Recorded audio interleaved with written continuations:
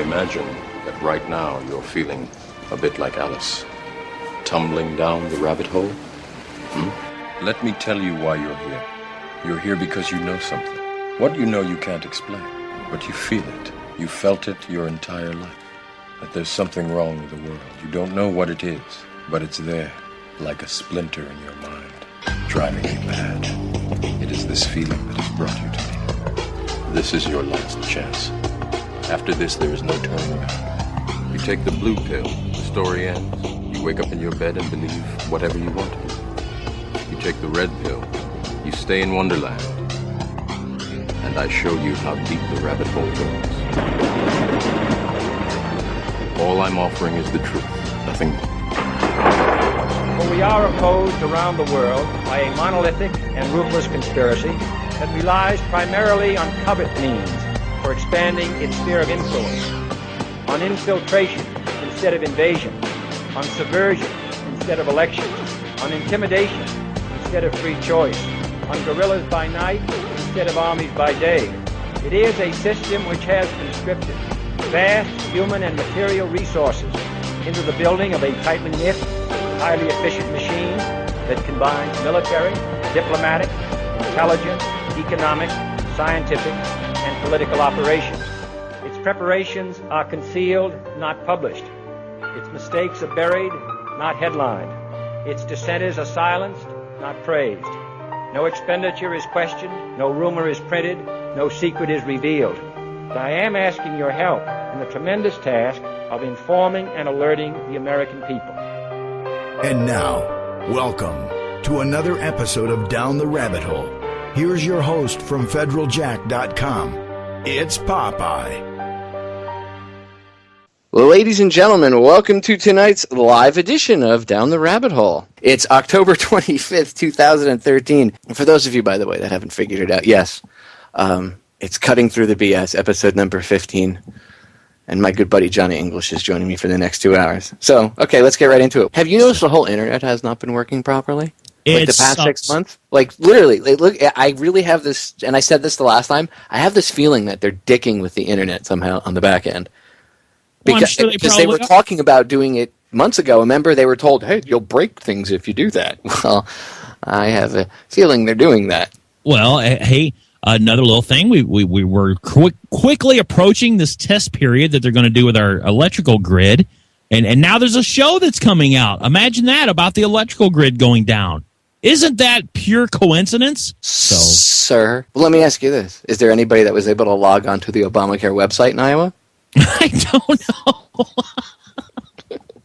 I'm sorry. I would say the odds are against that because only 51,000 were able to log in the first week. 51,000 were able to actually get through the initial startup screen. Congratulations to those 51,000. As hundreds of thousands of insurance policies were canceled, only 51,000 were able to recoup their losses and get that fine insurance from Obama. Fine insurance. That's right. That seems to be working. So I like their excuse, Obama's excuse. I didn't know there were problems. Do you know anything? You're supposed to be running things. Like, isn't it your job to know? What are all those people advising you for? What are we wasting $1 billion a year on you and your family for? In his defense, he had a woman faint in the middle of his speech about why the website sucks. Do you think that was staged? Because that thing looked... Of course it was. Well, I'm the president. I'll save the fainting pregnant lady. I'm sorry. I'm getting a little bile coming up in my throat. I was already in a mood today, and you all know that, cutting through the BS is very laid back, and this is how Johnny and I handle the truth. But, my God, I'm sorry. I have no composure when it comes to that video. Dude, as soon as I saw it, I was like, fake! I don't even have to go online and write an article and say, it's a false flag event. No. That was staged. It was just fake. Come on. Even the, most hardcore, non-conspiracy theorists that I know are like, wow, that looks totally staged. Just to make it's been done before. How many times has he done it before? I played a video of a small montage. It's like 4 or 5 times during his 2009. He did the exact same thing. He's in the middle of something, sounding all rah, rah, rah, rah, I'm Obama. And then a woman faints. I'm like, come on, really? let's go to something. Let's try something else. How about somebody just like hangs themselves in the middle of the speech? Oh my God. Why does somebody just self-immolate? Like right in they just whip out a can of like lighter fluid. There you go, like they did at the White House. Not the White House, but where did they do that at? Where some guy set himself on fire? Yeah, in the National Mall, they set himself right on fire. Wasn't too much news coverage about that. Yeah, not much at all. Imagine that. I guess that's negative, huh? What about the woman they shot? Yeah, the woman. Which, if anyone read through that story, they would see that there were actually pictures. There was actually another person in the vehicle, and it wasn't the baby. Was he wearing tack shoes? Probably. I'm thinking he was in a nun outfit wearing tack shoes. Huh? On their way to a Halloween contest? Yeah. I just had to throw that out there. Sorry. Oh my God. No, but seriously, there is video that there was somebody else in that car. That whole thing that's another weird thing. What the hell happened there? You know, if it's like a false flag type event, usually they drag it out. You know what I mean? And for days and days and days, and this is why we need gun control, or blah, blah, blah, blah, blah. When something real happens, it's commented on, and then under the rug it goes. Oh, yeah. You could actually hear them wadding the paper up in the news studio as they're ending the story and throwing it away and making sure that it never comes up again. Garbage. That's where it should be. It should be on the floor of the news studio. It should be on the floor of the birdcage. Birdcage lining. Yeah. Along with the thousands of pages of Obamacare lining bird cages everywhere. Oh, but dude, have you seen that thing stacked up? I was just talking to Joe about this before I came on air. That thing is huge. All the legislation itself, like, of course they didn't read it. No wonder Pelosi said, well, we have to pass it so we know what's in it. Yeah, well, here's the problem. There was over 2,600 pages, I believe. I think that's correct. I can't remember exactly. It's somewhere in that neighborhood. Well, here's the problem with it is there were several pages in that 2,600 plus pages that referred to other laws that were passed years ago, and then that refers to another law, and then that refers to another law. So basically, it was like the IRS code, where one thing refers to another thing, which refers to another thing, and then it all comes back around, and then you go, whoops, I missed something. And now I got to go back and do it all over again. That's exactly what it's about. It's confusing, and it's meant to be that way. There's 20 new taxes hidden in this thing, and people are saying that, well, Medicare, it took 7 people to pay for one person on Medicare, so it's breaking us. Really? And this isn't going to break us? Seriously, come on. Medicare. Can you do that again? Medicare. You sound like a government bureaucrat when you talk about I do. And I'm thinking of running for office. I picture Jay Carney. I'm going to run for dog catcher. Because I love dogs. You better be careful. Those guys are deputized now. You'll become Johnny Law. Oh, look at that. Johnny the dog catcher. Ooh, do I get to carry a pistol and a big stick that I can just hit people with? You can call the real cops on people when you catch someone doing something bad. I looked over someone's fence.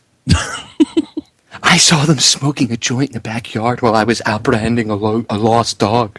Can I wear like military style uniforms with the the BDU type pants? But it comes with full camouflage and like I'm talking like everything with the Velcro arm patches and everything. It'll say canine unit, but underneath it just says retrieval, like that being really small letters. But to the general public, you'll look like, oh my God, he's a canine cop. They'll give you a car with flashing red and yellow, or that wouldn't be yellow because that would denote that you're some sort of like dog catcher. I guess it would be red and blue, or maybe all red, or maybe all blue.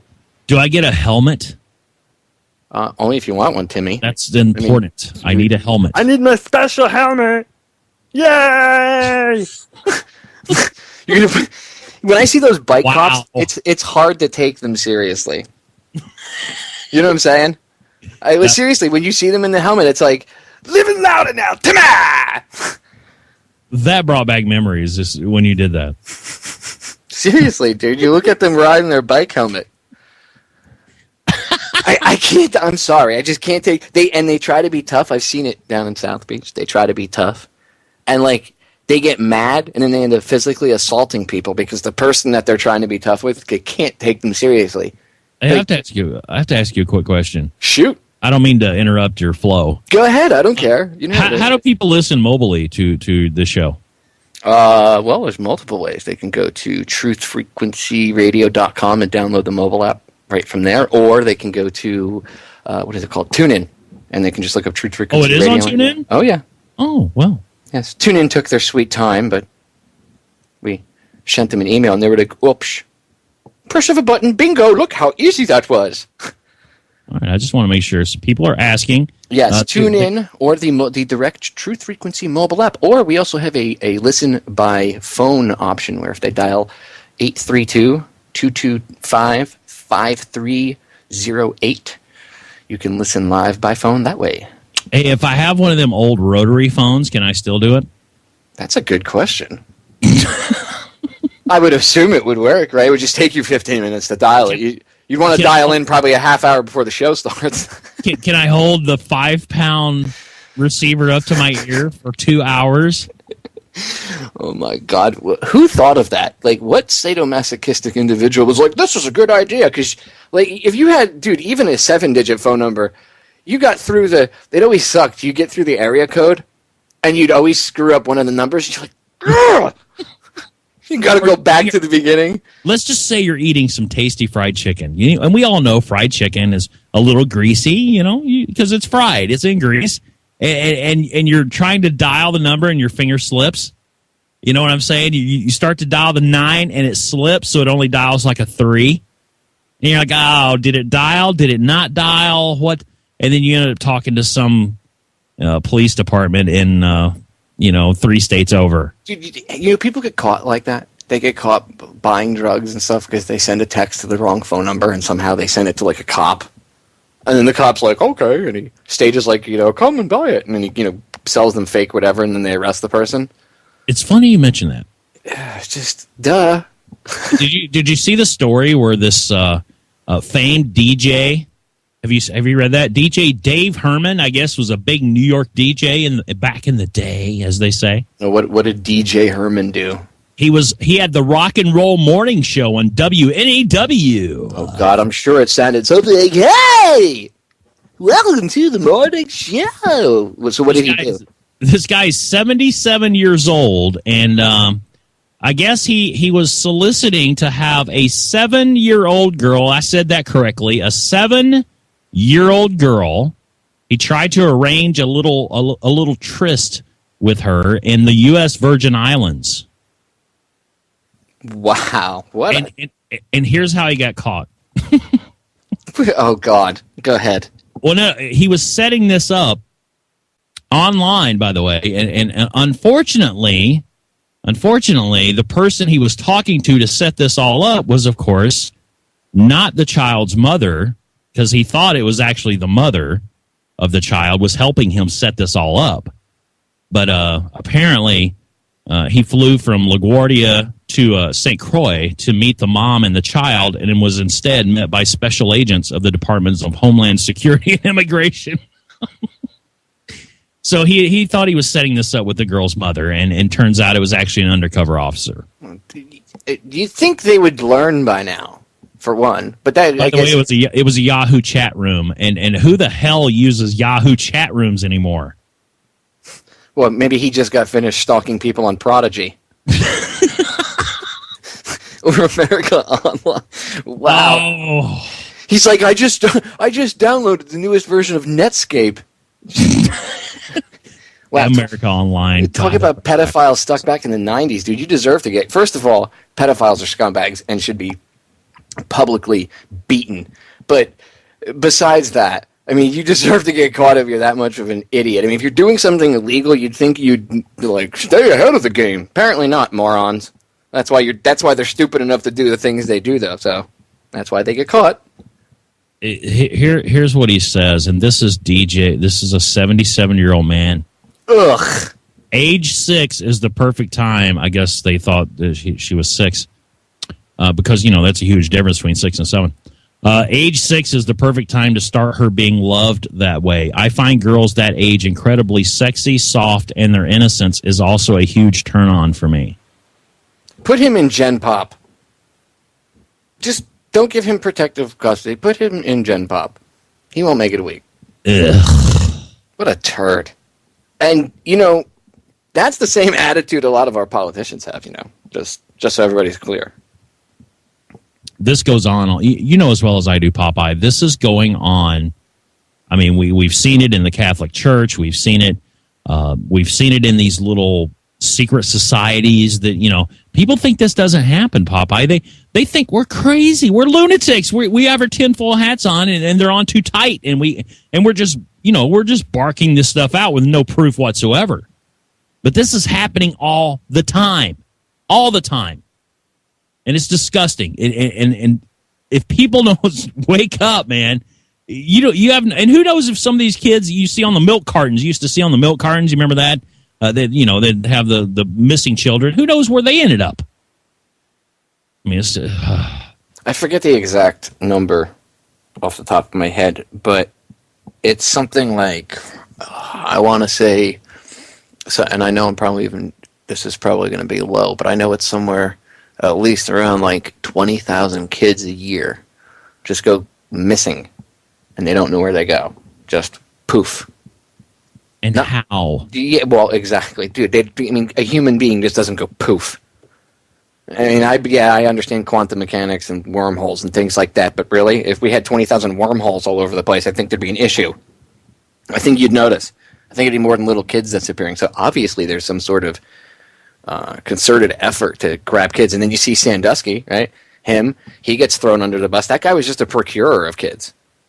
He wasn't. I mean, he was a pedophile, obviously himself, but the first couple of reports talked about him procuring children for like high-paying, rich, elitist clientele, and then that all went away, and it went to just focusing on him as the pedophile. But if you go back and see the original reports, you'll see that. All right, break sneaking up. Do not go anywhere. We will be right back. No more technical difficulties because I shot the gremlin in the forehead. Stay tuned. We are back. Here, I'll set Echelon off again. I'll say the word shoot.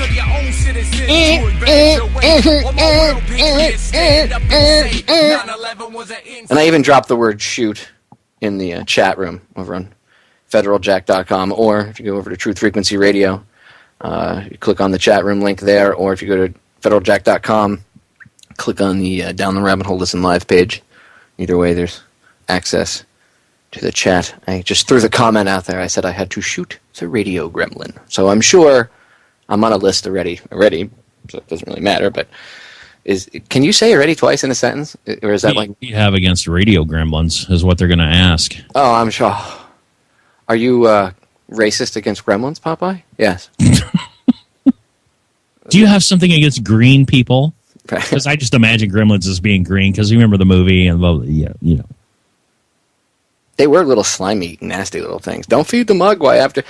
talk about no responsibility. That whole movie would have ended in 5 minutes if the guy just had personal responsibility. Yeah, don't feed them. Okay. Don't leave glasses of water laying around and things like that. So they go through the 10-minute intro, and then they don't feed them, don't water them. Okay. And then it ends. It's over with. Right. Movies with common sense. They'd be about 10, 15 minutes long, and that would be it. Well, same thing with the ghosts and, get out. Just leave. Just Eddie Murphy had a piece on that. Yeah. It's like only white people do that. He's like, if I was in a house, it'd be like, baby, we have a beautiful house, white picket fence, big yard, a dog, and the children can play in the backyard. Get out. Too bad we got to be packing up and leaving now. Seriously, if I was in a house and the first thing I heard was, die, hell, and blood started pouring out of the walls, I'd be like, yeah, this wasn't disclosed, from the real estate agent, and I'm sure they knew something about what was going on here. I know if they know that if it's supposedly haunted, I know that the law says they have to disclose that. But I believe there is a law. I think it might be a state by state basis, but I'm almost certain that they have to disclose if there's been any actual official reports. Just like a death. If there was a death in the house, they have to report it as well. Yeah, but I wonder. I mean, do they know? Well, I guess if someone dies and then you call the people to come pick up the body, there's an official report. There's a website out there actually now that does this. It's like, I forget the name of it, but I saw something about this the other day where for a fee you sign up and you can find out, if people have died in your residence in the past or not. Yeah, I mean, usually the chalk outline's a dead giveaway. Yeah, when you walk in and there's blood stains on the carpet? Yeah, if there's like a splatter display on the wall. Or better yet, you come in and there's just a big square cut out of the center of the carpet, and they say that there was a stain, and they're... Yeah, what kind of stain? Oh, don't worry about it. Yeah, don't live there, okay? It's like, you ever see these ghost shows on TV? Like, there's a show called A Haunting on Discovery. Not the fake reality TV ones. I can't stand those. But there's this show called A Haunting, and my wife and I renamed it. We changed it to Until One Night, because everything goes fine until one night, and that's how it goes in every story. But like, a lot of these families, they buy these houses that have been abandoned for like 10, 15 years, and it's like all disheveled, and they walk in, and it's like, the family's like, oh, this is a great fixer-upper. It's really cheap. Hint, hint, hint. If you're buying like a 10-bedroom house for $50,000, there's a problem with it. And it's not just the interior, okay?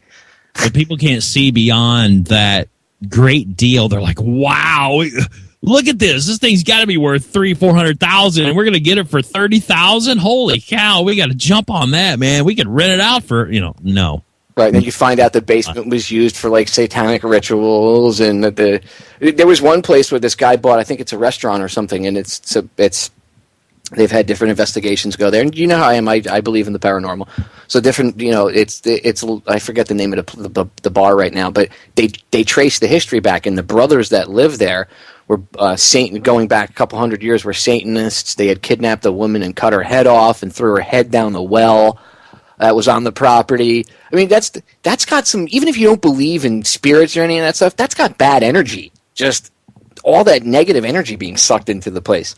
That's just rude, cutting somebody's head off. That's just adding insult to injury. Oh, by the way, speaking of beheadings, Facebook will now allow beheading videos. Oh, so nice. Only if it's posted in the context of talking about it as like, oh, this is a bad thing. Not like posting it like, woohoo, we should behead more people. But apparently if you post a beheading video, I guess, with debate or bashing it or being against it, it's okay now. But I'm sure if you still post a picture of a woman in a bikini, you'll get a strike on your account because that's sexist. Yeah, it happened. There was a bunch of us that got nailed because somebody posted a picture of a woman in a bikini standing next to a motorcycle from a motorcycle magazine, I may add. Not a pornographic one, a regular, motorcycle magazine that a 15-year-old kid could buy at the newsstand if he wanted to. Just a woman in a bikini, sex being used to sell things. Ooh, big surprise there. Like, that's never happened before in this country, right? What? Yeah, really? And we all got in trouble because somebody posted it to a page that I'm a content creator on, and Facebook has this collective punishment. I guess it's run by my drill instructors from boot camp. My company commander must be running things seriously. And it's collective punishment. It's the first time I got nailed, I was like, I didn't post that. Well, someone on a page that you're connected to did. Maybe you should disconnect from that page. Oh, I see what that's about. It's about breaking another line of communication. The same thing with that whole Skype thing I wrote about yesterday. I heard your show yesterday where you were chatting about it, and I'm a little irritated about that because it is going to pose quite the problem for a lot of stations, that use that. Well, Rob Revere made a good point on my Facebook post, and I understand his point, but. He made a good point. He said, well, people shouldn't put all their eggs in one basket, and they shouldn't have, I guess he had mentioned behind the scenes to people a while ago that maybe you shouldn't base your networks off of Skype, which I agree. That's fine. But it's not so much the network owners. I mean, there might be a network owner here or there that will be affected by it. Most of the people that are on a network level are smart enough to figure out that there's other ways to do it. That's not what I'm talking about. Well, the reason I sounded the alarm was because there's a lot of hosts who can just about handle Skype. And I'm not bashing anybody. There are people that, look, my father does computer programming, and he has issues with certain things with newer technology.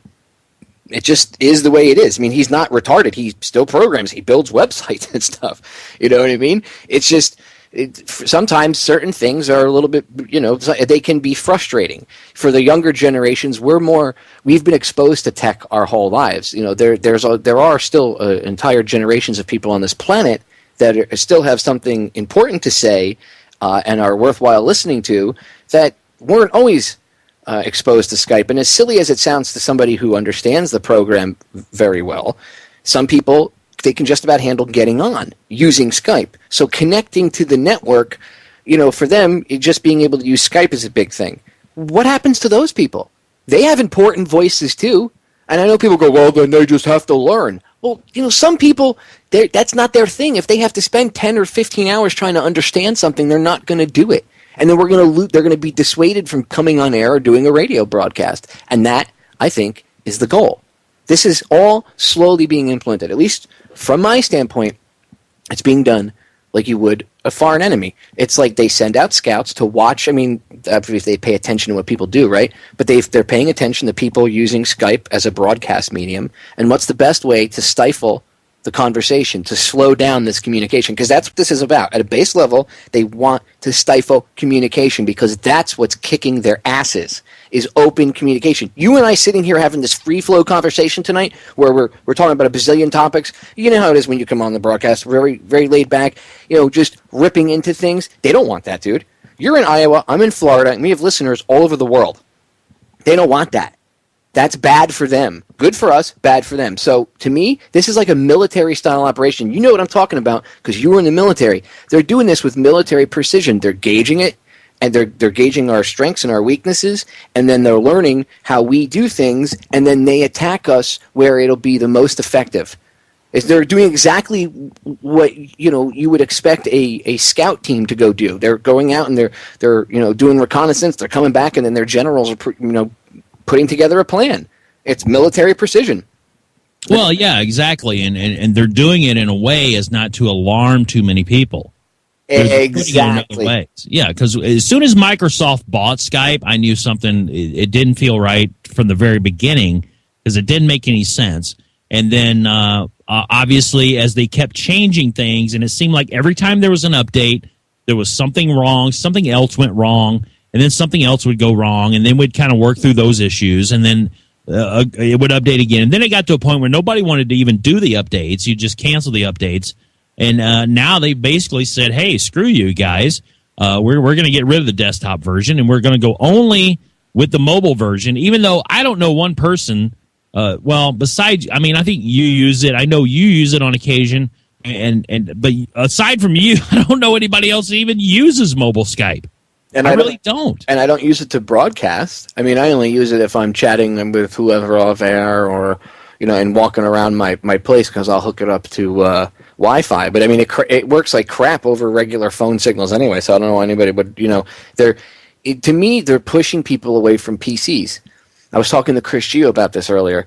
To me, it's like they don't want the person being responsible for themselves who can build their own PC and run their own network. They don't want that. They want the only option is to be tablets and mobile devices because that's what everything is being pushed for. And why would you take a program that was designed for computers? I understand if you wanted to make a mobile app or a mobile version of it, which isn't that here's hard. The thing, and I told the story of when I bought my Windows 8 laptop earlier this year.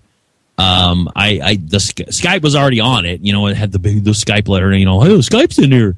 So I logged on, and I actually did use it on a show. I was using it on a show. However, the problem is one-on-one is easy to do. You can still use that app to actually broadcast like we're doing right now, but one person.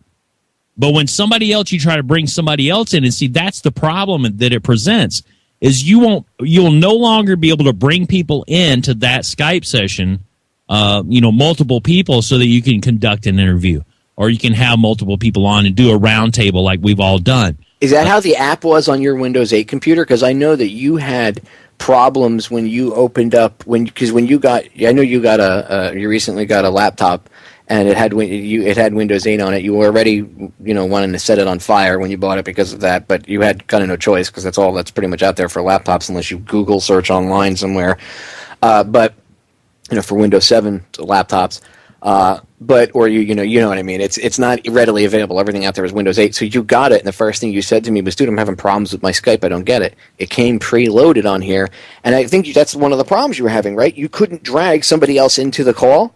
Yeah, that was the issue. I couldn't bring anybody else in on the call. But that's not. This is important for the listeners to understand. That wasn't on a cell phone. That was on Johnny's laptop. It was on a computer. Yeah. So you see my point? Like, if that would, maybe they'll fix it. Maybe it was a glitch. But you can't do it on mobile phones. On the mobile app, you can't have a group call where there's 3, 4, 5, 6, 7 of you. So are they going to phase that out? And here's the other question I want to pose to you. I know a lot of people are like, well, it'll be like back in the day when we used to use the older versions of Skype. So it won't affect us too much. That's true. I mean, you'll still have the older versions you can run with. But here's the problem. Will all these third-party apps still work even with the older ones? Because Skype's currently right now saying no.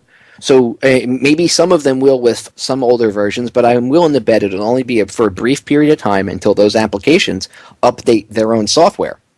And then once they start updating their stuff and Skype is still vulnerable, Skype's going to be the weak link for them, so they're going to have to cut it off because that'll be a vulnerability for their program to get hacked. So even using the older versions of Skype in 6-8 months, they're going to have huge targets on them by then because people are going to know that the older versions of Skype there's no more updates. And I know right now they might still have they're just like Chris Gio pointed out to me, right now they're only canceling it to the third parties, the third party developers, the support. But that's the start. It's incrementalization. It's the frogs in the pot. They knew if they did this all at once, people would start flipping out because everybody uses Skype now. So now they're just doing it really slowly. And I know there's other things like Mumble and all these other things that are popping up out there, which I'm going to have to look into. But I can tell you now for a fact, I've tried Mumble before, and because we kind of looked into that a long time ago when I had my network and everything. And you actually, I have to give credit. Hold on, I'm gonna blow your ego up for you. Johnny called this like a year ago. You did. You called this like a year ago, and I don't remember if we said it on air, but I know you and I had a conversation, and you said, "I don't trust Microsoft," and we all were like, "Oh God, that's the end of Skype." We were all lamenting about it, but you were like, "No, I just got a feeling," and you started to lay out some of the things that you foresaw, and some of it's coming true. So I'll give you credit. You did call this like a year ago. Wow, Popeye giving me credit. Well, you deserve it. You called. Hey, I get it right every once in a while. I'm usually about 75% right. That 75%, man, I look like a hero. That 25%, I look stupid. But, I know how that is. But yeah, I mean, I kind of saw it coming as soon as I knew that Microsoft was getting their dirty little hands on it. That there was something not right about the whole thing, and knowing what I knew at the time when I knew the stations, Orion. Obviously, I think I was on Orion at the time or about to be, and I knew you were. And, I knew that I was like, man, there's just something not right because this is the way that these people are using to broadcast. You figure Orion's been doing it for a couple of years. There's other stations that incorporated it, over the years, over the last few years, and it's worked very well. It's not the best sounding, you know what I mean? It doesn't present the best audio for the audience, but it's still good enough, and it's still the best and fastest way to do it, even though there's still some people that can't figure it out. We both know that. But it's still the easiest way to do it. Mumble, I tried Mumble out, and the sound quality was awesome, but it does present a problem when you're trying to log people on. And trying to show people how to use Skype to broadcast with was a big pain as it was. Trying to show somebody how to do Mumble is a whole different story, even though it is actually technically it's a better system because it is encrypted. Skype's not encrypted, so Mumble is encrypted actually. So there are other alternate choices out there, but unfortunately at this time it's not as popular and it is tougher to get into. So people that think this is not a big deal, they're thinking, well, they're just rambling on about some stupid program. This sucks. No, this is very important. This is extremely important because we're showing you that they are slowly finding a way to take us out of the internet streams. They're slowly trying to, without causing alarm, without. It's almost like arresting someone and keeping them, in jail for a long time to take people's mind off it. But because they know as Americans we're dumb, And we will jump on the next big thing that comes along, Honey Boo Boo, or some other stupid show, or some team that sucked for years and years wins the Super Bowl. People will just jump on anything in this country, and they will forget so easy. That's the problem with this country. That's the problem with our people, is we just forget too easy. And that's what we're trying to show you. We're trying to show you that this is happening. It's happening systematically without you even knowing it. You don't even know what's going on. And, we're trying to tell you. And look, this is not stupid stuff. I mean, like I said, there's a lot of people that, good for them that they did not base their stuff around Skype. I know Truth Frequency isn't. I know Johnny's network isn't. But I know there's a lot of networks that are. And we still do use it as a broadcasting medium for right now. I guess if we had to, we could, tweak things however you'd have to, or put something else in, but that's not the point. It's like starting from scratch all over again. And then what'll happen? It'll bring up the same thing. We'll make it like Skype, and then bam, that'll get hit with something too, or somebody will buy it and then it'll get stuffed on a shelf. Look what happened to Chip-In. That's supported. That's another thing. You can't tell me this isn't, an effort to take things out, and that this isn't being done with military precision. This is, and people can go, "Oh, you're being a conspiracy theorist." No, I'm smart. I understand how they work, and they don't think ahead in terms of 6 months or a year like most people do. They think in terms of 5 and 10, 20, 30, 50 years.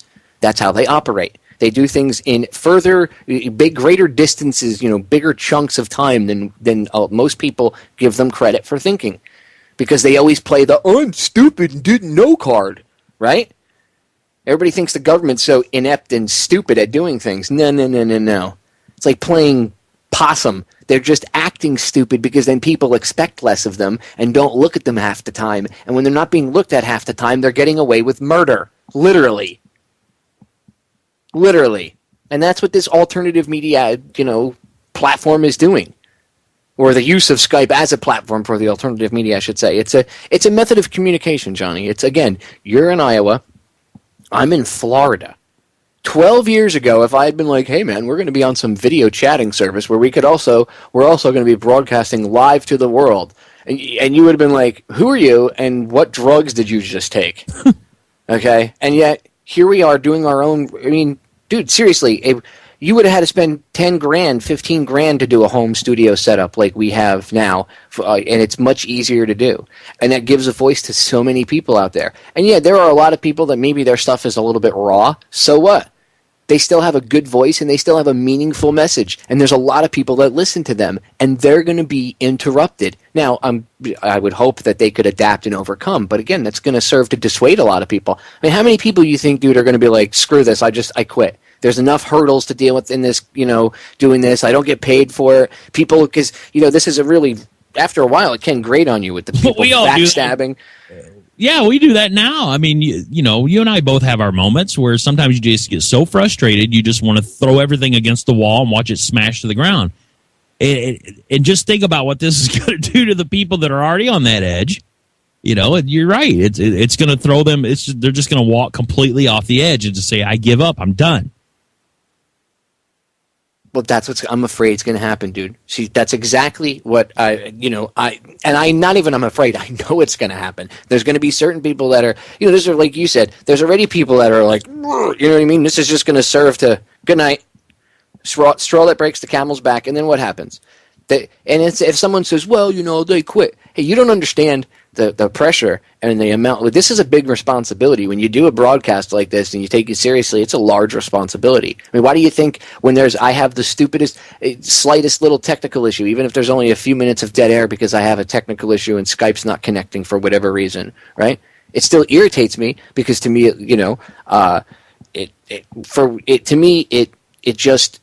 it's one of those things that pisses me off. I like things to go well, right? Well, there's a lot of other broadcasters out there that think the same way. So what happens when they can't get online because, again, all they know is how to push the play button, or the call button, rather. I mean, look, again, I don't want to hear, "Well, they should get technologically advanced." Some people you have to understand, certain things are a pain in the butt to teach, okay? And it's taken a very long time to get people comfortable with Skype.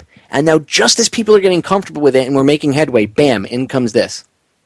So no, I don't think it's me overreacting by me, sounding the alarm on it. I think people need to know now, because I'm sure anybody that maybe doesn't use a third-party app, but what happens if they kill the group call thing? And they use Skype regular, just whatever, but they kill the group call thing. Now people won't be able to drag their guests in. Well, if people know ahead of time, right, they can plan and we can figure out what's going on. And this also allows people, because Skype wants feedback, right? That's what it says in their little page. Give us your feedback. So people should contact Skype, everybody with an account. And if you've paid for an account, you should threaten them and tell them, no, I've paid money for, I purchased a premium account specifically to make my Skype experience work better with these third-party apps. I'm paying you, and you're taking my service, and you're turning it into. I mean, they're turning Skype into a mobile app for hipster D-bags to talk to each other while they're at Starbucks drinking their $5 lattes. That's what they're turning Skype into. Think about this, Popeye, too. Those of us that, I don't know if you purchased a number, but I do have a phone number purchased. And that's, back in the day when I, doing the show, that's how we brought in, people would call and you have to bring them in just as you have me in right now. And just as I've had you in on my show, it's the same concept. It works the same way. So if they eliminate the multiple party group call or whatever, if that's eliminated, that means those people can no longer take calls either. It's the same thing. Well, that's the other thing. How is that going to affect? Were you able to make phone calls from your Skype app? Yeah, I mean, because I know on my mobile Skype app you can't call phone numbers. Oh, I can't even call phone numbers from my mobile phone on the Skype app on the phone. I don't know if they're going to update it, but I know you can't call phone numbers on there. So if that's because that's the API. Well, I have an account too. I have a phone number. I can call anywhere domestically in Canada and the U.S., and that's how I do, like, off-the-air interviews, like when I interview Charlotte and stuff. And I have a call recording program that actually works on the back end, so I can control Skype fully from this program. It's not some tiddlywink crappy program. I could literally hang up, call people right from the program itself. I can record, not record. I could do a bazillion other things with this thing. It becomes completely useless to me. Now, I have other options, but that's not the point. Why would you do that to a program that's obviously functioning fine, unless you wanted to cut communication off? That's the only thing that makes any sense. I say if you wanted to kill lines of communication. Well, it's the same thing with them trying to get rid of copper lines. They say in a few years that they're trying to eventually get rid of all the copper lines. So terrestrial phones, land-based phones will be non-existent. It'll be all your actual home phone will be like a smartphone. It'll be like your cell phone now. And it'll all be run off of, it'll all be over the internet. That's just great. They're doing it so it's harder to get out of the matrix. That's why you notice there's no more payphones. Yeah. Payphones, they're damn near impossible to find anymore. And if they're still existent, usually the lines are cut to them. It's because they don't want us to be able to get out of the matrix. They don't want us to be able to call the operator. If you don't understand the reference, go watch the movie. You'll totally get it. Break time. Wow. First hour went fast. That's all right. Hour number 2. We promise it'll still be just as jam-packed, if not more, with more exciting, cutting through the BS, new and improved, with OxyClean. God, I'm just kidding. It's Friday, ladies and gentlemen. That's how I vent humor. Goose Fraba. We'll be right back. Don't go anywhere. Ladies and gentlemen, we are back with hour number 2 here on tonight's live edition of Down the Rabbit Hole. I'm your host, Popeye, from FederalJack.com. It is October 25th, 2013. I'm hanging out with my brother from another mother, Mr. Johnny English. Cutting through the BS, number 15? Yes, 15. We sure are. 15. Are we sure now? Are you? Yes, I'm sure. I double-checked. We are 15 for sure. Faux shizzle. All right, I want to make sure. As Snoop Dogg would say, faux shizzle, Johnny. Faux shizzle. My nizzle. Speaking of shizzle, there's a question I have to ask you. Speaking of BS. Yeah, speaking of BS, we might as well cut through this. It's a tiny little turd, though. Not a big one. Acts like a big turd, but really a small one. There seems to be something that happened, and I'm glad you investigated this. I get you. After all, you are a trucker, so it is your job as a host and a trucker.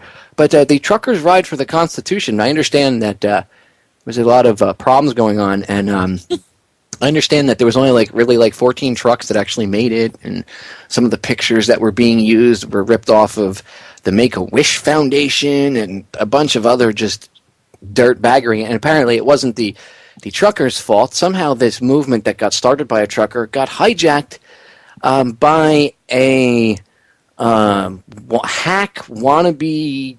I think the guy's obviously, I mean, nobody could get into as many things as he does and get the financial backing unless somebody's behind him, right? But I think he's a paid shill at some point. But maybe not. Maybe he's just an opportunist. I mean, that at the very least is an opportunist scumbag. I won't even say his name on air to give him airtime. We'll just call him PS. Because those are the initials of this individual, and it also or POS. Well, that's what it actually fits him. PS, POS, piece of. So okay, yeah, that's who this scum is. So anyway, Johnny did the right thing. Instead of doing ad hominem type attacks or anything like that, Johnny investigated a little bit, did his research, and he tore this thing apart a couple days ago on air. And since I didn't even get into it and want to get into it, but I know you did investigate this. Was this whole thing, I mean, in a nutshell, did this guy actually do what everybody thinks he did? Did he hijack this thing and then rip money off and everything? He absolutely did hijack it. He jumped right on the back of it, and these good-hearted truckers, the ones that the people that originally organized it, had good intentions, and their entire intentions were to drive into Washington, D.C. to make a statement and to clog up traffic and all that. Unfortunately, only about 40 or so actually showed up for the event, which I still applaud. I still applaud anyone who took the time out of their schedule, because I've been over the road. I've been an owner operator. I've been a company driver. I know what it takes when you want to get involved in something like this. Now, what happened was this person, this POS, he saw an opportunity to, I don't know exactly what his intentions were, if they were originally to make money off this deal or just to hijack the whole situation. But essentially what happened was he jumps on the back of this thing and he tells these people, these organizers, hey, I've got a radio show and I can give you all this publicity and we'll have you on the air and all this good stuff. And I knew something was shady about the whole thing. They go out and buy websites. They bought the names for the Ride for the Constitution. They buy all these website names, and this, by the way, they've done this to other people as well, i.e. Vinnie Eastwood, as well as other people, and they go out and buy these websites up. So he jumps on the back of this thing and he starts promoting it, and they make a Facebook page and they go down the whole 9 yards, man. They've got these truckers fooled. Telling them they've got thousands of listeners and all this other stuff. They've got all this money behind them. And he also starts a donation page as well. There's a donation page started under the guise of this Ride for the Constitution. For people to donate so that these truckers could get could get diesel for their trucks and drive into... I don't know, because they took the page down. I couldn't find it. Well, that was I remember this part I know. They did, that was the original, that was what they said they were going to do with the money, was the money was going to go to the truckers to buy them fuel and whatever else they needed so they could drive to D.C. so they didn't have to pay out of their pockets. Right. That sounds all well and good, but here's the question I have. I'll stop interrupting you and let you continue. But does anybody know how much money they actually raised? Because I know people donated, but does anybody actually have an accounting of how much money was raised? Rumor is $500,000. Now, I have a hard time believing that large of a number. I don't know if that's fact or not. I can't verify that. However, if it's $1, it doesn't matter. If it's $1, if it's 500,000, it doesn't matter. He stole that money. He probably, I would say it was probably somewhere between maybe like 5 and 15 grand at the most. And the only reason why I say that is because if you think about it logically, Alex Jones has a decent-sized listening audience, and he's done those money bomb things. And the last time he did one, he made a little less than 100. I think it was like $400 and something $1,000 he made, and it was like a 72-hour thing. And it was, constant 24-hour broadcasting. All these different guest hosts and everything else. And he didn't make $500,000. There's no way that guy, he's a douche. Okay, I'll throw it out there. The guy is. Okay, and there's no way that he has that many listeners. There's just no way.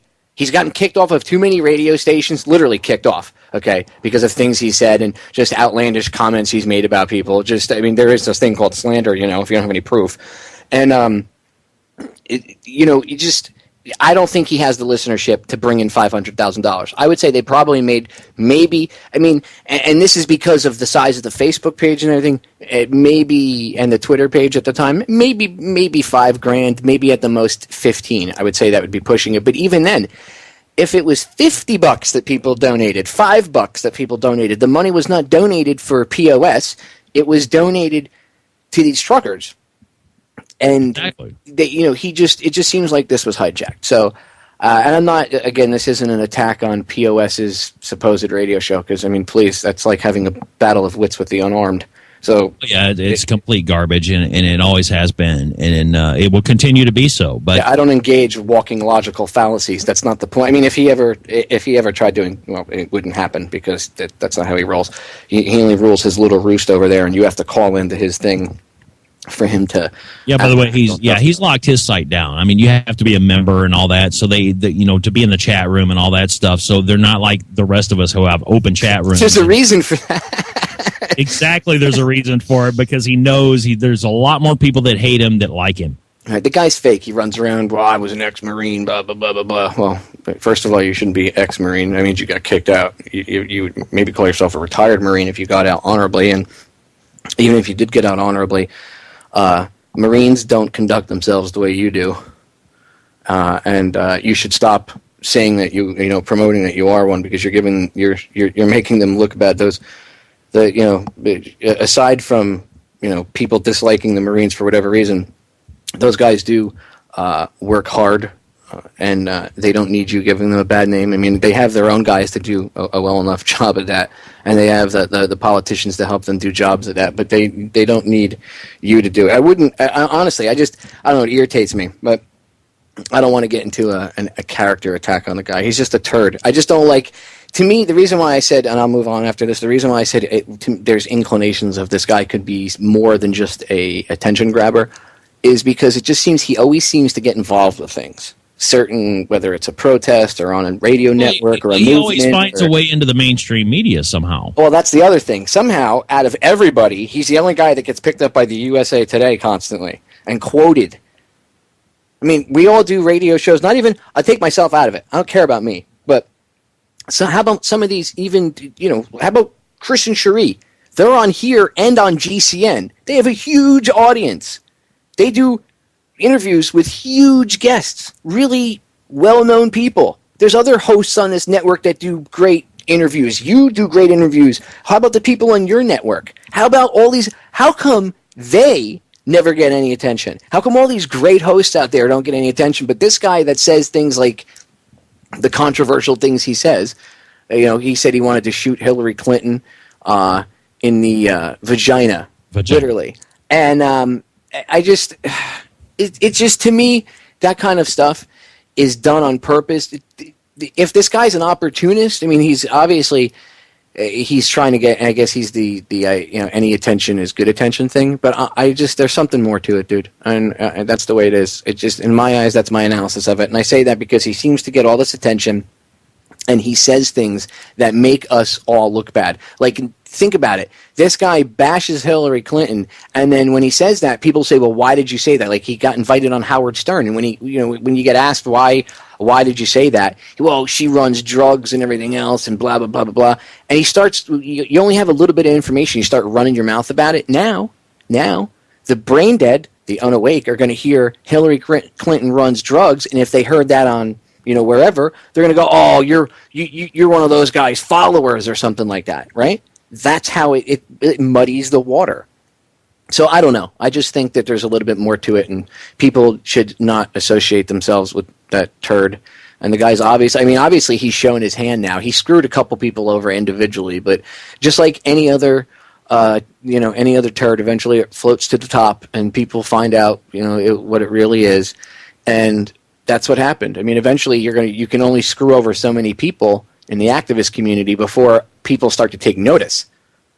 So Whatever. Yeah, it is what it is. It is a shame, and it's a shame that there are people out there like that, and they're taking advantage of people, hardworking, innocent people that really want to help, and they think that if they throw 10, 20, 30 bucks, hard-earned money, we all know money's hard to come by these days, especially, depending on where you're at and your social status, but it is tough. And this trucker thing, it was unfortunate that the small amount of people showed up. However, I do congratulate those people for making a statement and going and taking time out of their schedule. But what this shows is, and the point I was getting to, what this shows is, this is going to, truckers around the country, what they're going to do is they're going to see this now. And they're going to say, well, we're not going to do this again because we're just going to get ripped off. Or we're not going to do this again because only 40 people are going to show up. Why would we go? Well, we would look silly being the only 10 people there or something like that. So that's why I wasn't a big fan of the whole event to begin with. And the donating thing, too. Because now people are going to be like, I don't want to donate, and I can't trust the alternative media. They're just out to make money, because that's pretty much what we get attacked with, right? You'll get people, for the mainstream, always say, one of their straw man arguments is always, well, are they trying to sell a book, or are they trying to sell a DVD, right? So now this just reinforces that false idea in people's heads. It doesn't matter if it's true about him, but people will just generalize and think that everybody's like that. And it serves to dissuade people, and I think that's not done just by happenstance. I mean, I know. Oh yeah, it's not everybody in this quote unquote, and I hate the word movement. You all know how I feel about it, but not everybody in this movement is in it for the right reasons. But things like this are things that stick out. He'll get like a guest on or something, and then ambush them with just retarded accusations and things. But it's always it's aimed at, I don't know. I don't want to drag on. Look, the point is, obviously the truckers ride thing failed. Actually, this whole thing serves as a lesson. You want to know what it serves as? It serves as a lesson. Instead of people getting upset and saying, I'm not going to partake in it, this should actually just heighten their skills at being able to see, or as we say, cutting through the BS, right? They ought to be able to see now to not just jump on anything, do a little bit more investigating into it. And actually, this should encourage people to be their own leader and stop looking up to people like that. And I understand that everybody was well-intentioned in doing so, the people that might have looked up to him, but let this serve as an example. Now, if, like Kennedy said, an error only becomes a mistake when you refuse to correct it. So if we can learn from this and turn this into a learning experience, perhaps people can wisen up. Instead of don't allow it to push you away from taking part or supporting, groups, but just make sure you know who or what you're supporting, and don't just jump on board because they're pissed off at the government and they're pissed off, at Obama or a politician. Emotion. Don't just hop on board because of your emotions. Exactly. Yeah. And don't put all your eggs in one basket. Don't just follow one person and believe everything they say. I've said it several times on air, and I will keep saying it, is don't believe everything I say. I've got people that listen to your show and that listen to my show and listen to other shows, and they take something from each show. They don't really, they're not just, well, I'm just going to listen to Popeye and nobody else. I'm just going to listen to Johnny and nobody else. That's not the case. And I don't want it that way. I know you don't want it that way. Lord, no. And that's the way it should be, is you take a little bit from each person, and eventually, the truth kind of comes out, and you start seeing some things, and then it may encourage you to do your own research. And that's the big thing. You see something like this, don't run off of emotion. Do the research. Check out who's running this. And see, I knew right away, I knew early on who was in control of this, because I sent an email to them asking for an interview. I wanted to interview somebody from the Truckers Ride for the Constitution. And guess who I got a reply from? And I used the email on the Facebook that is the Truckers Ride for the Constitution Facebook. I got an email back from this man's producer, and it had all her information. So anybody that doesn't believe me that he hijacked this whole thing, I'll be more than happy to send you that email and send you a copy of it, so that you'll see all the names listed there. It had his show, and it had her name, and then we all, and those of you that know, eventually we'll figure out who we're talking about. You'll know that this person is his producer. So It's very simple. You have to do your research. I knew as soon as I got that email, I knew there was some shenanigans going on. And I knew it had basically reinforced my original idea that this is not a good thing. There's something wrong with this. Well, this also goes to serve to show you that we're being watched. And when I say we're being watched, I'm not being paranoid, like, oh my God, they're outside in a van watching us. I mean, they're paying attention. Everybody, I say this often, a lot of people in this, whatever community you want to call it, alternative media, but independent media, whatever, a lot of people in this thing, we keep reflecting on David Rockefeller or Jay Rockefeller or people of that age and that ilk, and we're not thinking, we're not realizing that David Rockefeller is 97, 98 years old, like 97, 98 right now. The only thing he's conquering is not crapping on himself. He craps into a bag and has to get wheeled around in a wheelchair. He's not running things anymore.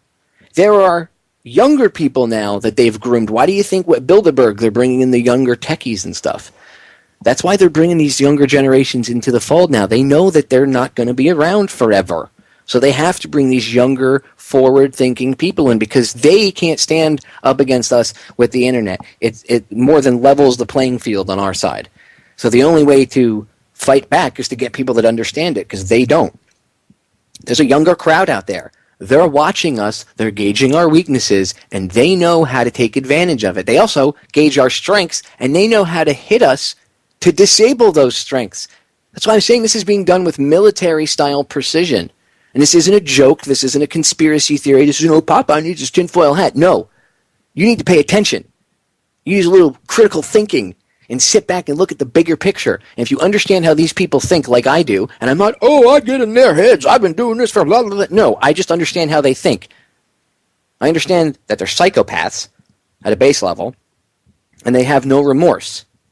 I came to grips with that a very long time ago. They are not like me, and they are getting people, other people that are not like them, to think like them. They have the general public thinking like them. Why do you think everybody's in love with things and objects? Why do you think sex is all over television and morals are flushed down the toilet? This is real.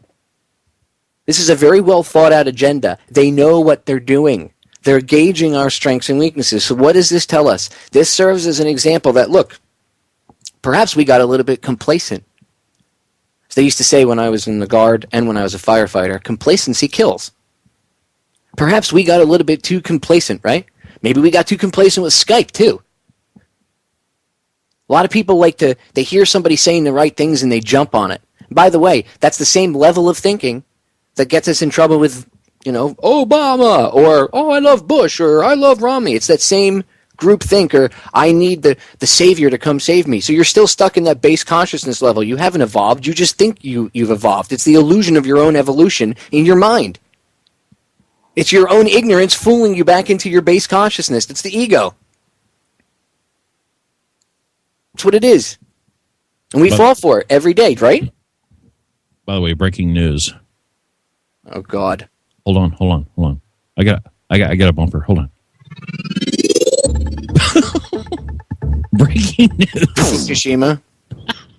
No. The NSA.gov site apparently is down. Oh, God. They didn't do that to themselves. Yeah, supposedly it's a DDoS attack. Right. Let me guess, from Anonymous, right? Yeah. Mm-hmm, sure. Yeah. Sure. Right. Because hey, I got a question for you. I know we're getting close to the break. When do we break? Because I have we got about 5 minutes. Well, here's the question I'm going to pose, and then maybe we can address it on the other end. Speaking of Anonymous, I'm glad you said the word Anonymous because it's actually something I want to talk about on my show tonight, but I totally went off like a madman and forgot it. But why did Anonymous adopt the Guy Fawkes mask or the persona or whatever? Do you know what Guy Fawkes did and what he was doing when he was alive? The person that was Guy Fawkes? Anonymous didn't start off as what it is today. They started off back when I first started doing Federal Jack. I had heard about them. They were much smaller than they are now. They didn't do videos and stuff like they did. They went after all. I mean, if they did, they weren't. Well, they weren't like they are now. I mean, they had protests and stuff in certain videos on YouTube, but it wasn't the anonymous that people know of today. They started off going after Scientology. Okay. And the V for Vendetta mask just comes. I guess somebody saw it in V for Vendetta and was like, okay. The reason I never, even though I like the film, the reason I never purchased one of those masks, and I won't, and I've said this a long time ago on air. You realize that when you buy one of those masks, even if it's a third market company from China that is printing it, they had to buy the rights to print that mask from Warner Brothers. I will not support them. Or whoever, I think it's Warner Brothers that owns one of the big film studios that owns the rights to the film, and I'm not going to support them. I don't care which one it is. I'm not going to give them my money because that's where that goes. It ends up in some fat cat CEO's pocket. So you don't think those CEOs love when they see a sea of Guy Fawkes masks? They love it. But here's the reason I ask, though, is so it's not anything to do really with the Guy Fawkes himself. It's just more or less the V for Vendetta movie. Yes. Where I don't think people even know who Guy Fawkes is and understand that he was actually trying to blow up the British Parliament. Well, he was to even nail down that even more, the fact that he was trying to kill King James. Yes, that King James from the King James Bible. That was don't get me wrong. I mean, I can't stand kings in British Parliament or any other tyranny or anything like that. But the point is, that's who the guy. That's why. Why do you think they get a bad name when they're like, well, they wear Guy Fawkes masks? And the news media figures out who it is because some d-bag producer goes on Google and goes Guy Fawkes, and probably spells it wrong. It's F-A-W-K. It's F-A-W-K-E-S. Yeah, probably spells it F-A-U. And the guy's name, they say his name actually was like John Johnson or something. I mean, I don't know. And they had his mother's name and all. But the thing is King James was a Protestant king, and the whole plot was to get rid of him because he was Catholic. Guy Fawkes actually was Catholic. Mm-hmm. He was acting as an agent of Vatican. Does that not stir up any? I mean, I didn't know this until literally last night I found this out. I'm sitting there reading this stuff. I'm like, whoa. You didn't know that? No, I didn't know that. I didn't realize that he was involved in the quote unquote, what do they call it? The gunpowder treason. Yeah, the gunpowder deal. Remember the 5th of November. Right. Gunpowder treason and plot. So that's what threw me off. I was like, why did they adopt this? They call it in Britain every year. They burn him in effigy. Literally, they have Guy Fawkes Day every year in the UK, and they'll have like bonfires and they burn effigies of Guy Fawkes. And of course, the Crown celebrates it. He tried to kill one of us. Ha ha, we got him. Ha ha ha. But no one's like, oh, the guy was working for the Vatican. No one questions that. No one's like, hey, how come the Vatican wanted you dead? he was part of the plot to get rid of the Protestant king so that the Catholic king could take. I mean, why don't people know that? I mean, I don't know why I didn't know this. I just found it out, but it's just amazing to me that this shows that this war has been going on for such a long time. And people don't even realize it because this was what, back in like the 1500s or something. I mean, this is like way back. And by the way, it doesn't mean that oh my God, does that mean that the Queen of England and the royal family were good? No, it's just that they fight amongst each other and they try to kill each other when they don't play ball. That's the way it goes. They're like it's the Jesuit thing that I've always brought up on the show that the Catholic Jesuit. Well, it's because they hate the Protestants. People don't understand that. And King James was, Adam Weishaupt, founder of the Bavarian Illuminati. Right. Jesuit trained. Exactly. Just saying. All of you need to... Oh, why don't people know this? I'm just saying. People just don't care enough to know this because the game's on. Search engine, because I don't like using the G word. Search engine, Knights of Malta. You'll see a picture of like George Bush and all these other heads of state kneeling in front of the Pope while they're wearing their little Knights of Malta sashes. Boom. A little odd. Why would you kneel to the Pope? Ugh, can you imagine kneeling in front of Pope Ratzinger? Evil. We'll be right back. We're back, ladies and gentlemen. Final segment. Episode number 15 of Cutting Through the BS. Johnny, I love your lead-in music on that one. I like that. Just Sweet Home Alabama. Roll Tide. Love that song. My one vice, Roll Tide. That's it. That's the only vice I got left besides cigarettes. But I mean, as far as watching sports or anything, and I don't even watch a whole game of that. I just love the fact that it's Alabama. So. Well, at least you have a little bit of pride or whatever, But you're smart enough to not. Even though I think there's something up about that, and I don't want to sound too conspiratorial, so I won't get into it. Whoa, about what? What? My tinfoil hat is pinging. What? Ping, ping. Well, it's a little bit odd, sir. It's a little bit odd that this man, this Nick Saban, couldn't do jack in the NFL. Then he comes back to college football, and all of a sudden he's winning championship after championship after championship, and he's a good-looking guy. He's got him on TV all the time, and it just seems a little odd to me. I'm sorry. And again, I'm a huge Alabama fan, but I still have a little bit of a problem. So, are you trying to say that like there's a fix? The fix is in sports? Well, obviously, there's all the teams cheat. I mean, everybody cheats. But what I'm saying is, it just seems a little odd to me. I haven't done the full investigation yet. I might bring it up at a later date or something. But it just seems a little odd to me. That's all I'm saying. No, it wouldn't surprise me. I mean, it's not like they don't. A lot of these games aren't rigged. I mean, isn't Boston in the World Series? Yeah, well, I think so. I read something in the paper today, and I can't. And I'm not bad. I don't want all the Boston fans. You saying my team can't play? No. I'm just saying every time there's one of these big, horrific events, it's interesting how that city's baseball team or football team or whatever big sports team seems to make it to the playoffs or the big game of whatever that is. Whether they lose or not, I mean, who knows? But it just seems that they seem to get there.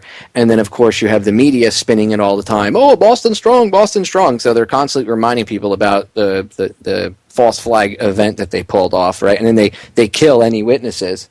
Like, oh, the older brother was involved in a murder a couple of years ago. Where'd you get that information from? From the guy we shot in the head down in Florida. Who wasn't resisting. And we're not being charged for it. That's kind of like the story I was telling on the show earlier about Extortion 17. SEAL Team 6. 38 people dead.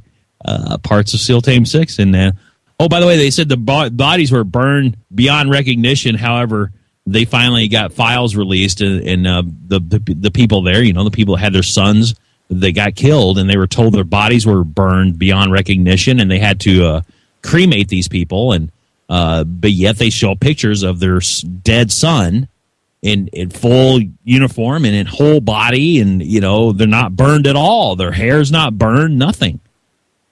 But they cremated these guys, and they got rid of. To me, that's getting rid of evidence. Well, probably because there was a satchel charge planted in the back of the helo somewhere, and it was an old piece of crap helicopter. The families are like, oh, it was a setup. The Karzai administration set them up as payback for killing Bin Laden. No, that's if you buy the official Bin Laden story. But really, burying at sea in accordance with Muslim tradition, because aren't they supposed to be facing Mecca? So how do you make sure that happens? So why aren't dead Muslim people washing up on the shores? Sure. How come I don't see the Persian Gulf littered with dead Muslims? Exactly. Because the story's full of crap. That's why. Oh, and no sailors saw the body, by the way. Oh, I'm sure anybody that might have been associated with it probably had a tragic accident. Oh, speaking of which, a Secret Service agent, apparently on Obama's detail, one of his protective agents, I guess, killed himself this past Saturday. Yeah. What? I know. Surprising. These guys. Did he ever work for the Clintons? Probably. Either that or Barry's taking the notes from them. Gee. I couldn't make this Hillary's up. They're saying, this is how we do it, Barry. This is how we do it. She smacks him. She's like, get over here. You want to get rid of these people? This is how it's done. Smacks him across the face. You rank amateur. Have Bill show you how it's done. All the Call Bill. He'll tell you. Yeah. Right? Just use your hotline number. Bill's like, hey, I got it. I can't even do a Bill Clinton impression. How do you sound like a walking D-bag? I don't know. I can't. It's hard to do an impression of that guy. I don't know. Ask PS. Maybe that's why he wants Hillary Clinton out of the way. He wants Bill all for himself. Oh man, I swear to God, the Clinton death list, dude. Whew. Yeah, but I think Obama has clearly surpassed that. He's catching up. I could tell. I don't know if he surpassed it because there's. Oh no, he surpassed it, sir. Well, theirs is pretty long, but he is catching up. Seems to be a number of guys that used to associate with him and Rahm Emanuel in a very well-known gay bathhouse in Chicago that they all seem to be dying. And it was amazing because they all said that like one of them died, and then there was another one that came out and said, "Oh, this person was murdered because he knew too much, and then he got killed." But that's a coincidence, right? That's just stop it, because politicians and the people that they're connected to, there's always shady deaths. It's just normal. I think when you go into politics, you make sure you tell everybody around you to watch out.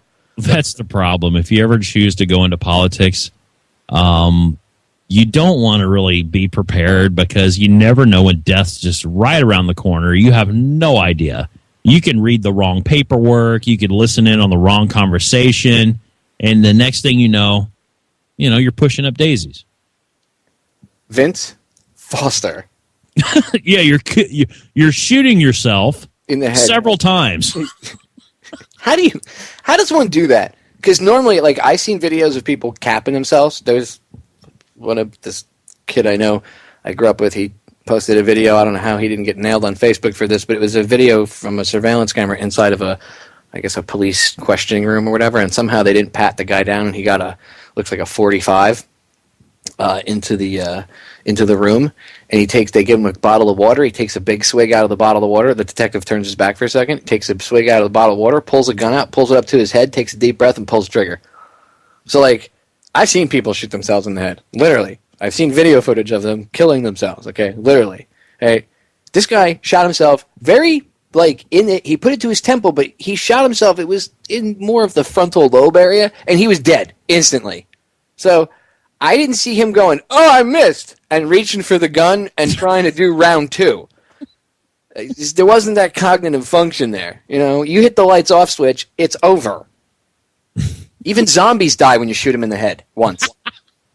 So I just don't get it. How do these people, like, say all these people, say Gary Webb shot in the head twice, and I think they said that his was done with a pump shotgun. I know Mike Rupert said that, because he was close friends with Gary Webb, and Rupert says that he killed himself, but I don't know. From what I've seen, they said it was with a pump shotgun, and I don't know how you could shoot yourself with a pump shotgun in the head twice. Oh, I blew the jaw off. Let me get the gun, and oh, I did it right the second time.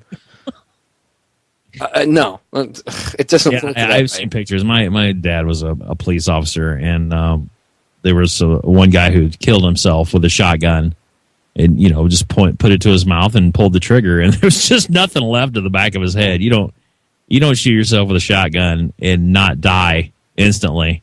Dude, it removes your head pretty much from your shoulders. Okay? Yeah, the whole back of your head's gone. And not just the one video my friend posted. I've seen horrific things over the course of time. It's not like my eyes are virgin to any of this stuff, and I've never once seen somebody be able to shoot themselves in the head twice.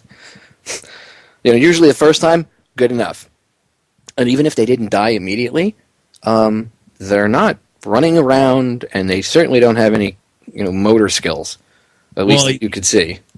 And at that point, let's just say you did survive the first shot. Okay, let's just say you survived it. It happens. You're like, damn it. I guess I got to finish, because I don't want to live like this for the rest of my life. So I got to shoot myself again. At that point, you got to make a decision. You want to be a vegetable for the rest of your life? Or I don't. If you're a vegetable, can you even make that decision? You see my point? Yeah. See. So yeah, I don't buy it. And then of course, the crime scene where Vince Foster's body was found. That the FBI went out and within I can't remember the exact details right now because it's been a while, but let's say within like a few months at the most of his murder, they ended up re-landscaping where he was shot. Hello, crime scene? Oh, wait, you did that. Funny thing, you said, aren't they re-landscaping Sandy Hook? Yeah, I was about to say, where have I seen that motif before? Sandy Hook. Didn't they re-landscape Kennedy's car? Ground Zero. Yeah. Oh, hey, this. Stop it, you conspiracy theorist. Yeah, I like that, by the way, about Sandy Hook. We're going to pulverize every last inch of the school. Really? I bet they'll go 6 foot down, and they'll just just a big wide swath, 6 foot down of earth and everything. Because that's normal. I mean, they did it with Columbine. Oh wait, no, they didn't. And they did it with the Aurora, Colorado movie theater. Oh wait, no, they didn't. And they did it with the Clackamas Town Mall. Oh wait, no, they didn't. But people are going to be, they're going to think about is no. That's their excuse is so piss poor. I don't even believe it. I got news for you. Just like I said before, Americans are so stupid. We have become so dumb that we move on so quickly. You can't tell me that is, I'm not going to say it's going to be totally forgotten, but people are going to find some other way to be distracted, and that's not going to be in their head. They're using that as an excuse. It's garbage. Well, the official story of their version of it, the myth of whatever they put out, the official cultural myth of that event, which is what happens, is now controlled. And the story for melting it down and pulverizing everything was because they don't want some scumbag to come and pick something up and sell it on eBay. Look, I know people are lowlifes, and I'm sure there might be somebody that might try to sell a 2x4 or something from Sandy Hook. But honestly, the way to deal with that is you let them put something like that up on eBay, and then you let the people in the society around them shame the crap out of them. And that's how stuff stops, okay? Doing stuff shady like this, I'm sorry, that's a big red flag. You can't tell me anything. Well, it's because, Popeye, somebody's going to get in there and take a 2x4 or a piece of concrete and say, look, it's got a bullet nick in it. And they're going to try to sell it for $1 million on eBay. Well, really? You trust, I guess, you trust them enough that if they sign a piece of paper that they won't do that? Well, the piece of paper, they could be prosecuted. So what happens if they figure out some way to get it to somebody from them 6 degrees of separation away from them? Because everybody's pretty much 6 degrees of separation away from each other. So then what? How do you prosecute that? Who do you go? How, you know what I mean? A piece of paper is not going to stop somebody from doing anything in reality. How many times do people break? I mean, murder's against the law. Well, they still break that, right?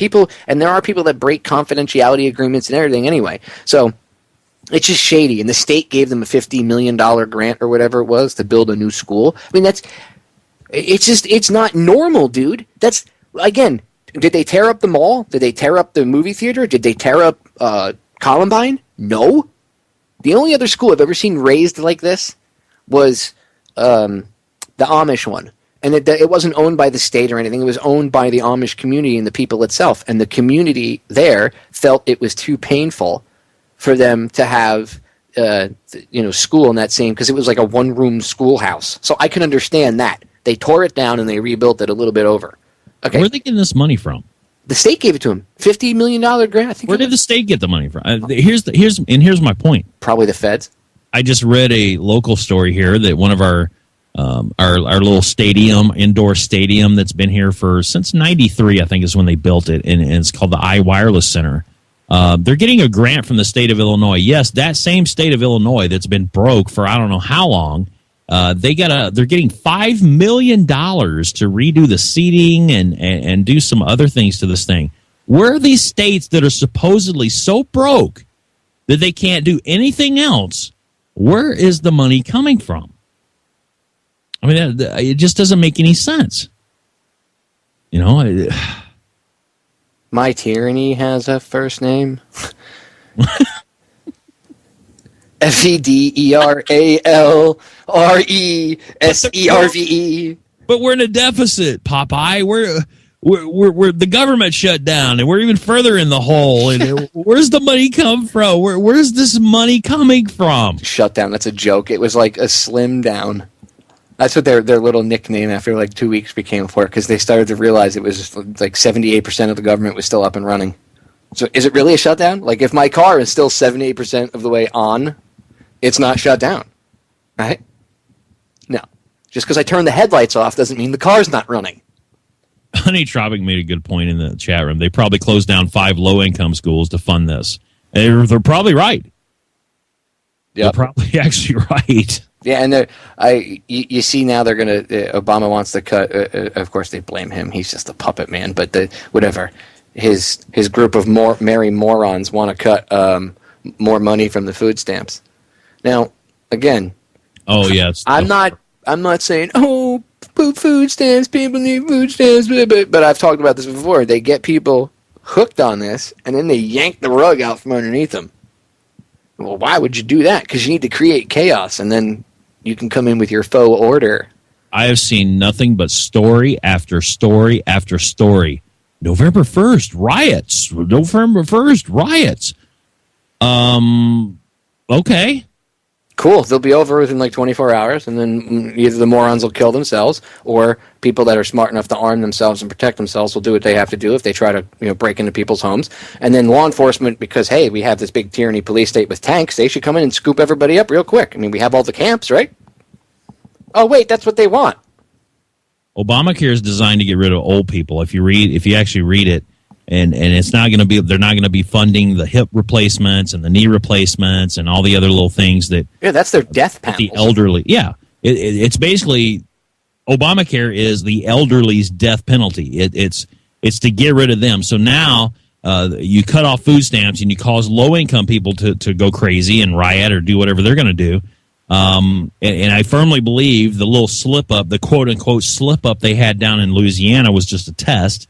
I think that was just to see what would happen, in either case, either way, when all those people had basically unlimited EBT cards. They was like $999.99, and it never changed. So they went in and literally cleaned a Walmart clear. They cleaned it out of food. Now think about that for a second. If something major happens in a major populated area, think about that. How fast that grocery store is going to be cleared out. Yeah, and then think about this. If you prep for a situation like that, the government then says you're a terrorist because you're prepared to ride out idiots doing that. Everybody's like, oh, I can just go to Walmart. I've read 72 hours worth of food. Look what happened when the EBT card thing was unlimited purchases.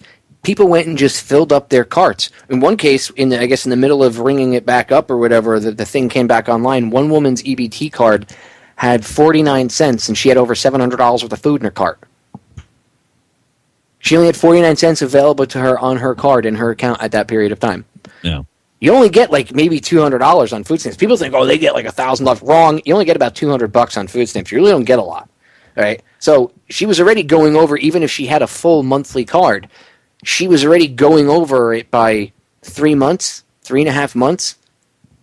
What does that tell you? It tells you that these people are out for themselves and they're greedy and they will do everything in their power to take what is available and not share anything with you. And if they have to, when they run out, they will come after you for your stuff because they're not prepared and they don't know how to handle themselves.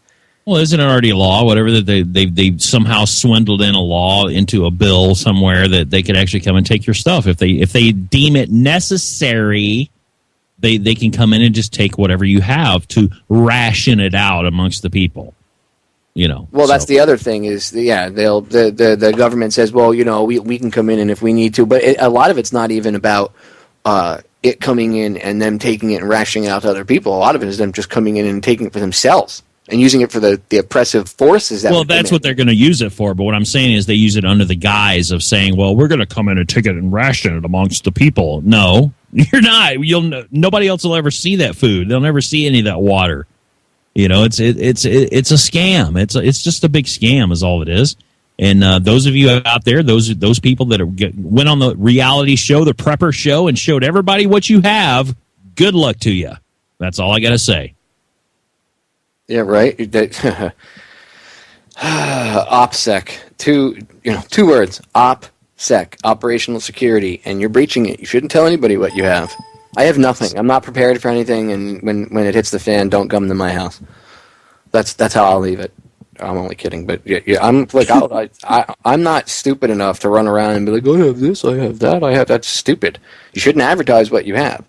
Ever. But you should be prepared. Dude, perfect example. A couple of years back when Hurricane Wilma came through here, came through as Category 2, almost Category 3, knocked out power for like 2.5 weeks. When it came through, day before, I went out, got plywood, and all my friends were laughing at me. Mind you, we live in Hurricane Alley. but because we had gotten so complacent where storms would come in and then they would be like, oh my God, it's going to be really bad. And then it wasn't bad. And remember, that was this period of time where the storms just kept rolling in and rolling in and rolling in. And people were still very complacent. They weren't, it was this time period when the storms finally started hitting one after another, they started to get a little more with it. But at the time, a few hurricanes had already come in and they had missed us. They'd gone to other parts of the state. So they were like, oh, I'm not worried about it. It usually veers away. People get complacent like we did. People get complacent with being infiltrated, or people get complacent with things like Skype. Well, okay, complacency again. And that's why I harp, by the way, on complacency. Because, as I've said before, complacency kills. It can totally... You get too comfortable, you think everything's fine, and you get used to things operating normal for so long. And I'm not saying you have to live in a state of fear, but it's almost like you want to have, like, as a driver, you have a checklist, right? When you go out on your truck, you're not complacent and you don't just get in the truck and go, well, I know the guy before me and he's a decent driver. Unfortunately, that happens more often than you think. Well, I know. I used to drive trucks. That's usually what happens. And then when something breaks, the driver that's in the vehicle, when it breaks, it's like, well, I'm not responsible for it. The guy before me did it. And it's like, well, did you fill out a checklist? No. Well, then it's your fault. And then people, they get all bitchy about it. But yeah, I know how it works. And yes, when I was a driver, I was even guilty of it myself if you're in a rush or whatever. But, I mean, maybe have checklists or whatever. I mean, not like someone's name on a list, not like the Nazis had a checklist. I mean, just have like a checklist, like, of things. Like when you investigate things, you should have a couple of pieces of criteria that you use to look into something, right? Well, you should always have a plan. It's just like, the old thing where you have a fire plan. If your house catches on fire, and they came up with these cool little things, the rope ladders that you could tuck up under a windowsill or whatever, so people could get out of the top floors. It's the same thing. Always just be prepared, but don't brag about it. Don't be telling everybody what you have and look at me, I'm prepared. I've got this, and this. And if someone asks you, just be like, I don't know. But so figure out a way to blow it off and think about the answer ahead of time. That way, if the question does come up, you know how to answer it. Don't give away what you have. Don't tell people everything that's in your house. You should be telling people what's in your house anyway. That's how people get their houses broken into.